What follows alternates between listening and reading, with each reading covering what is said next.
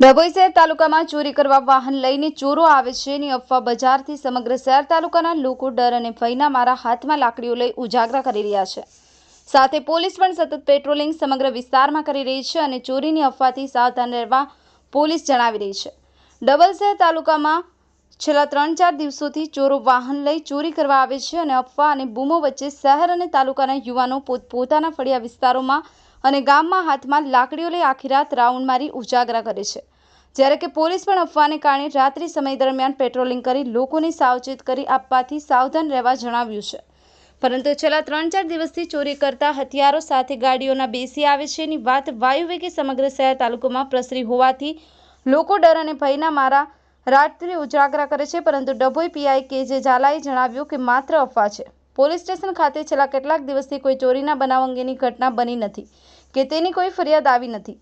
આ માત્ર કોઈ અફવા ફેલાવી રહ્યું છે તેવા અફવાખોરો ફેલાવનારને પોલીસ ઝડપી પાડી તેઓની સામે ગુનો દાખલ કરવામાં પણ આવશે અને લોકોને વગર કામના ઉજાગરા કરનાર આવા અફવાખોરોના સામે કડક કાર્યવાહી કરવામાં આવશે। જ્યારે કે ડભોઈ વિભાગીય ડીવાયએસપી આકાશ પટેલે જણાવ્યું હતું કે ચોરો આવે છે ની અફવા બજારથી લોકો 3-4 દિવસથી સમગ્ર શહેર તાલુકામાં ઉજાગરા કરે છે।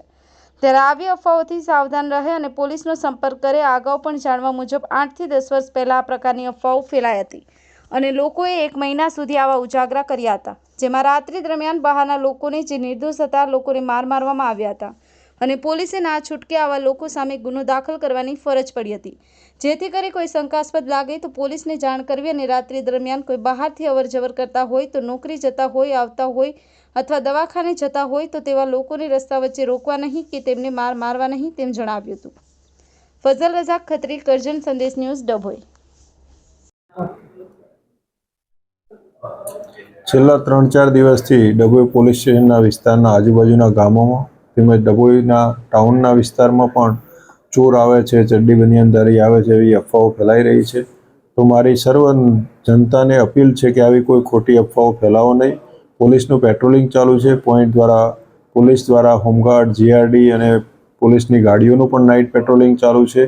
આવી કોઈ વસ્તુ હાલ ધ્યાને આવેલ નથી, એટલે જતા આવતા માણસોને કોઈએ રોકવા નહીં। કોઈ નોકરી ધંધાએ જતું હોય, કોઈ આવતું હોય એવા રાતના બનાવોમાં કોઈને રોકીને પૂછપરછ કરવી નહીં।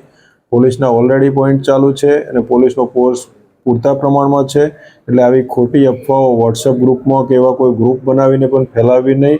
અને જો કોઈ પોલીસ કર્મચારીના ધ્યાને આવશે કે કોઈ ખોટી રીતે પબ્લિકના માણસો આવી રોકી અને કોઈને મારઝૂડ કરે છે કે એવું કોઈ ધ્યાને આવશે તો તેના વિરુદ્ધ સખતમાં સખત કાર્યવાહી કરવામાં આવશે। કોઈ પણ આવી વસ્તુ જણાય તો પોલીસનું ધ્યાન દોરો અને પોલીસને કંટ્રોલ રૂમના મારફતે અથવા પોલીસ સ્ટેશન મારફતે સંપર્ક કરવા સર્વ જનતાને અપીલ છે।